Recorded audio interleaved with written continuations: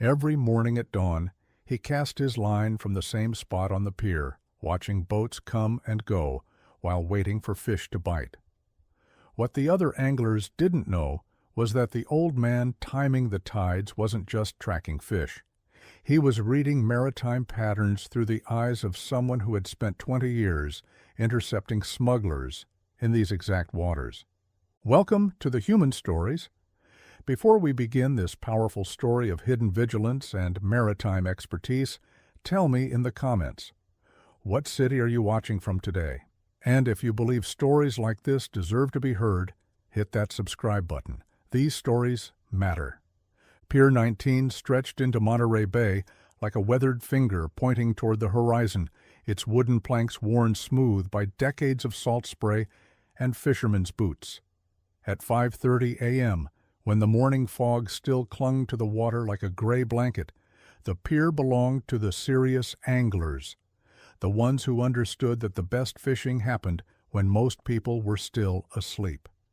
Eddie Vasquez was always there first. At 65, he looked like every other dedicated fisherman who haunted the pier before sunrise. Worn baseball cap, tackle box that had seen better decades, a thermos of coffee that never seemed to empty, and the kind of patience that comes from understanding that fishing is as much about waiting as it is about catching. But Eddie's eyes moved differently than the other anglers. While they watched their lines and scanned the water for signs of fish, Eddie's gaze tracked boat traffic with the methodical precision of someone cataloging information. He noted registration numbers, observed loading patterns, mentally timed the intervals between vessels, and filed away details that would have seemed meaningless to anyone who hadn't spent 20 years hunting smugglers in these exact waters. What the weekend fisherman didn't know was that Eddie Vasquez had never been just a fisherman. For 2 decades, he'd been Chief Petty Officer Eduardo Vasquez, Coast Guard Interdiction Specialist, commanding patrol boats that intercepted drug runners, human traffickers, and weapon smugglers who thought the open ocean was a highway without cops. He'd pursued speedboats through 40-foot swells, boarded suspicious vessels in conditions that would terrify recreational sailors, and developed an instinct for reading maritime behavior that had kept him alive and successful through hundreds of high-stakes operations. His retirement 4 years ago had been official. His ability to spot criminal maritime activity had been permanent. "Morning, Eddie," called out Frank, a regular who always arrived around 6 a.m. with enough gear to stock a tackle shop. "Fish biting yet?" "Too early to tell," Eddie replied, adjusting his line while his eyes tracked a cigarette boat that had just passed the pier for the 3rd time in 2 hours. Same boat, same course, same speed. No fishing gear visible, no obvious destination. In his Coast Guard days, that kind of repetitive pattern would have triggered an immediate investigation. "Weather's supposed to be perfect today," Frank continued, setting up his equipment. "Weekend's going to bring out every amateur in the county." Eddie nodded, but his attention was on the horizon, where 3 boats were maintaining positions that looked random to most observers, but appeared carefully coordinated to someone who understood maritime surveillance patterns. Over the next hour, as the fog lifted and more anglers arrived, Eddie watched the dance continue. Boats appearing and disappearing just beyond the 3-mile limit, small craft making quick runs between larger vessels, and timing that suggested coordination rather than coincidence. "Eddie, you okay?" asked Maria Santos, a local teacher who fished the pier on weekends. "You seem distracted today." "Just watching the water," Eddie said, which was completely true. He was watching the water the way he'd been trained to watch it for 20 years, looking for patterns that indicated criminal activity rather than legitimate maritime traffic. At 8:47 a.m., Eddie saw something that made him set down his fishing rod. A 30-foot sport fishing boat approached from the northwest, flying fishing flags but carrying no visible gear. It slowed near a cluster of recreational boats, made contact with a smaller vessel for exactly 90 seconds, then continued toward shore at a speed that suggested urgency rather than leisure. The smaller boat, meanwhile, immediately changed course and headed toward a section of coastline that was isolated from public access.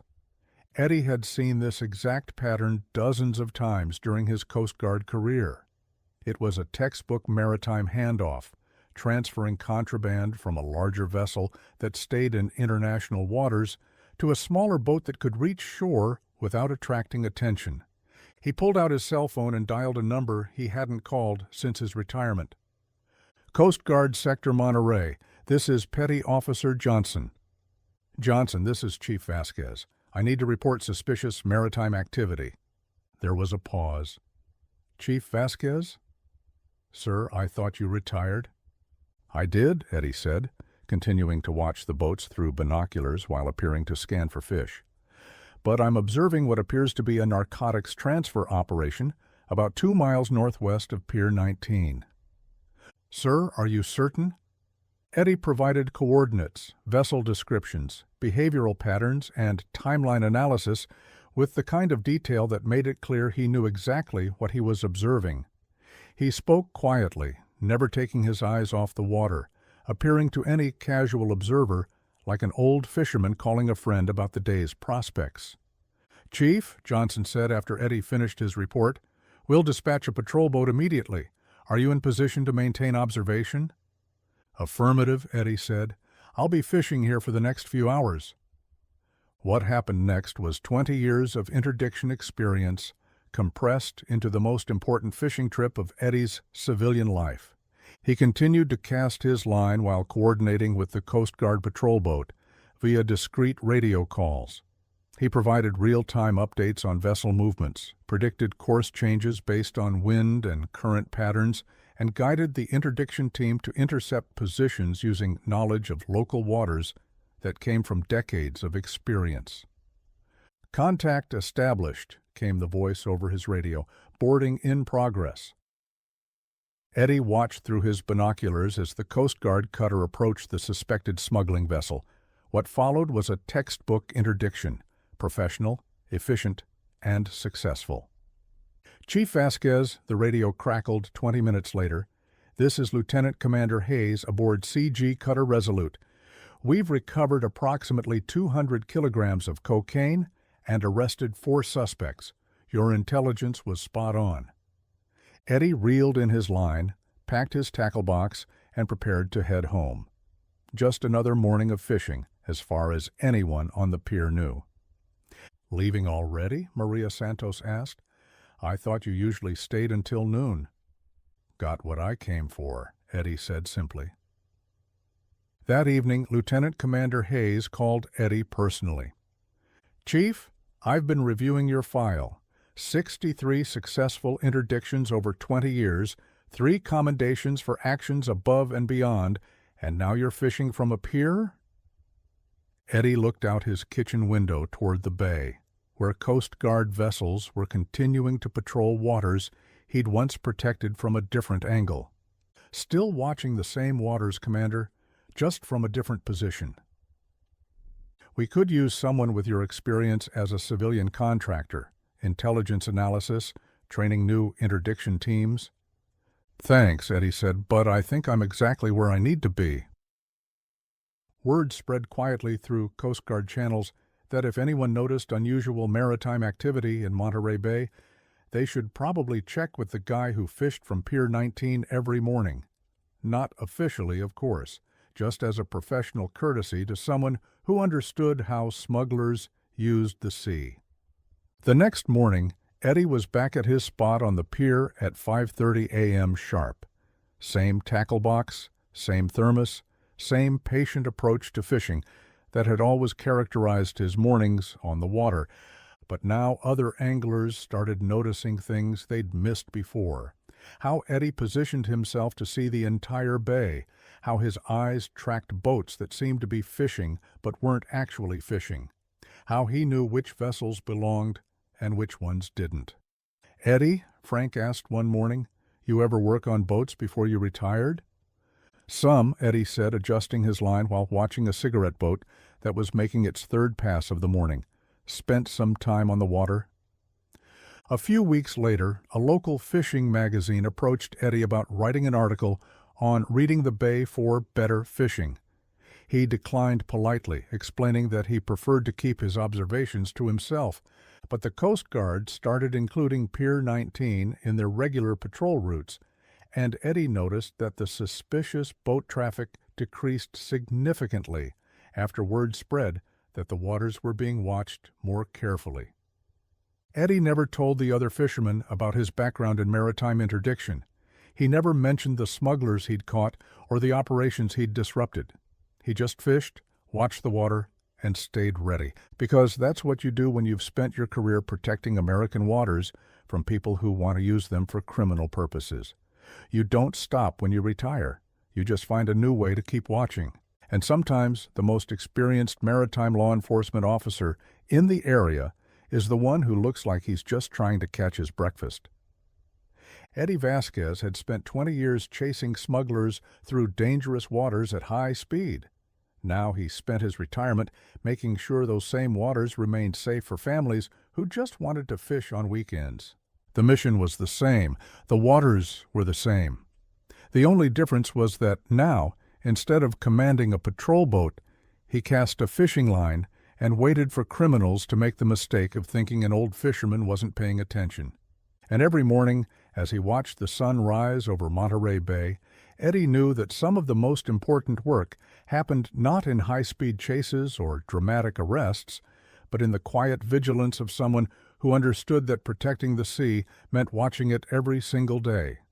So the next time you see a regular at your local fishing pier, someone who's always there early, who seems to know the water better than anyone else, who watches boats as much as fishing lines, remember Eddie Vasquez.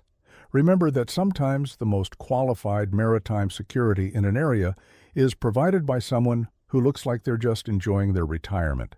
Have you ever met someone like Eddie? Someone whose hobby revealed deep professional expertise that kept everyone safer? Share their story in the comments below. Tell us about the quiet professionals who never stop protecting the places they love. Thank you for watching The Human Stories. If this story moved you, subscribe and share it with someone who believes in the power of experienced vigilance. Because the world needs more people like Eddie Vasquez, veterans who understand that some missions are too important to end with retirement. Until next time, remember that guardians come in all forms. Sometimes they wear uniforms and command patrol boats. Sometimes they sit on piers with fishing rods. But they're always watching the waters, always reading the patterns, always ready to protect the communities that depend on safe harbors. And sometimes the most dangerous thing a smuggler can encounter isn't a Coast Guard cutter. It's an old fisherman who knows these waters better than they do.